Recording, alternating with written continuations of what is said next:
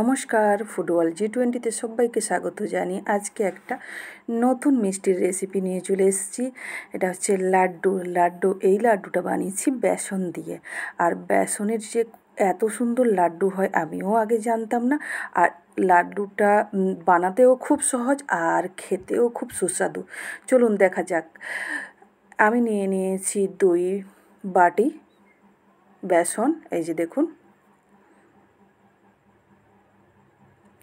এবার এতে দিয়ে দিচ্ছি আর কিছুই নয়, এতে এবার দিয়ে দিচ্ছি আমি জল।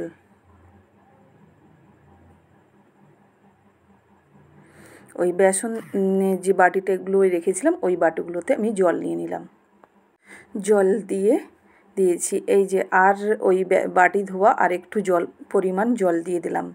দিয়ে এবার ভালো করে আমি ফিটিয়ে নিব। আর বেসনটাকে যত ভালো করে ফিটানো হবে তত ভালোই কিন্তু পকোড়া বলুন, বেসনের যাই কিছু বানাই খুব সুন্দরভাবে হবে। যে দেখুন আমার ফিটানো হচ্ছে।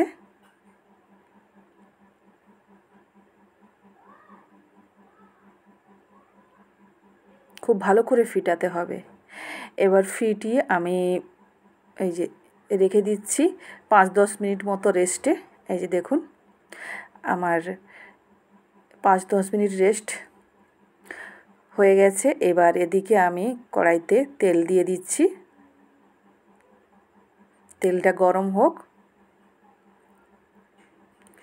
এবার দিয়ে দিচ্ছি বেসনের ছোট্ট ছোট্ট গুলি করে নিচ্ছি, এই যে দেখুন।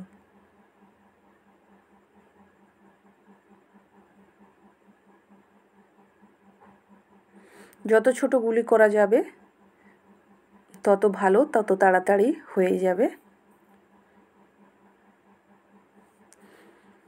এইভাবে আমি কড়াইটাকে ভরে নিব যতটা পরিমাণ দেওয়া যায়।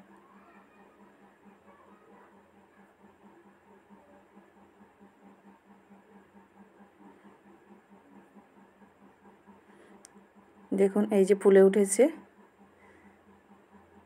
এবার উল্টে দিচ্ছি।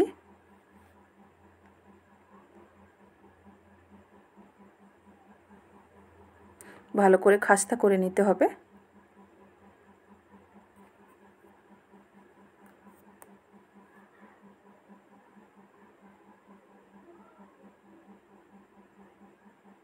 সবগুলোকে ভালো করে উল্টে নিয়েছি। এই যে যেটা বাকি আছে সেটাকেও উল্টে নিচ্ছি। এবার লাল লাল করে ভেজে নিব। এই যে দেখুন আমার ভাজা হয়ে গেছে। এবার নামিয়ে নিচ্ছি।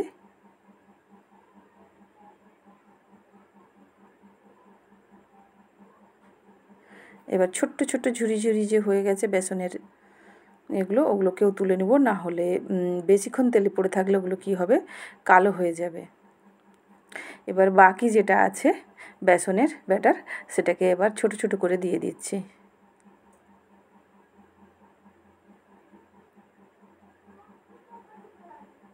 এই যে দেখুন পুরো কড়াইটাকে এবার ওইভাবে একইভাবে এবার ভরে নিব।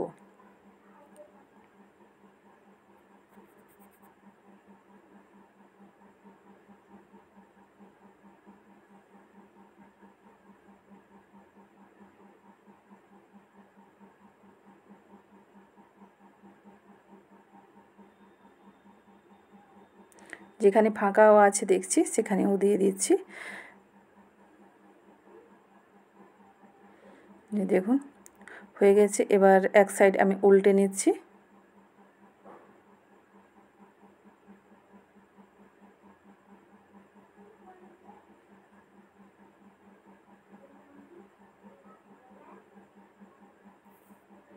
এই যে দেখুন ভাজা হয়ে গেছে।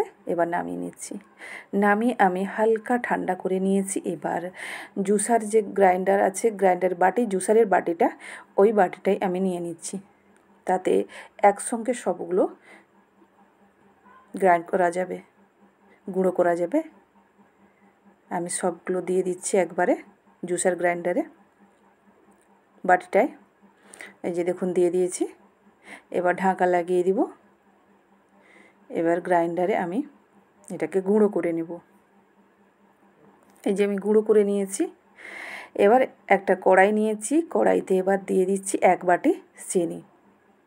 আমার যে পরিমাণটা বেসনের এটা করেছি, গুলি করেছি, সেই অনুযায়ী আমি 1 বাটি চিনি দিয়েছি, একবারে ভর্তি চুর করে।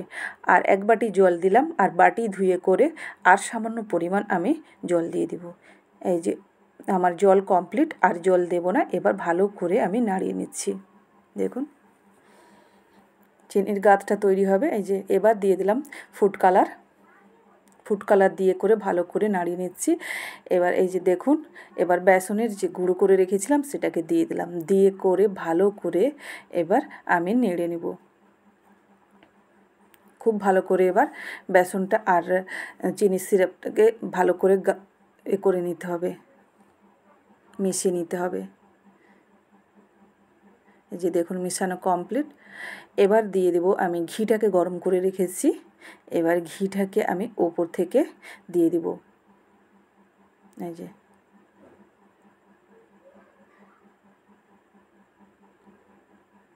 ঘিটা দিলে তার সেন্টটা কেন টেস্টটা কেন খুব ভালো হবে। এবার ভালো করে নেড়ে নিচ্ছি। আমার হয়ে গেছে। এবার এটাকে আমি ঠান্ডা করে নিব। ঠান্ডা করে এই যে আমি এবার লাড্ডু বানাচ্ছি। দেখুন খুবই সহজে লাড্ডুটা বানানো যায়, কিন্তু লাড্ডুটা খুবই টেস্টি। আপনারা বাড়িতে বানিয়ে করে খাবেন এবং জানাবেন। আর এই যে লাড্ডুটা খুবই টেস্টি, খুবই ভালো লেগেছে, আমার বাড়ির সবার খুব ভালো লেগেছে। আপনারা নিশ্চয়ই এটা বাড়িতে বানিয়ে করে ট্রাই করবেন, নিশ্চয়ই ভালো লাগবে। আমি আরেকটা বানানো দেখিয়ে দিচ্ছি।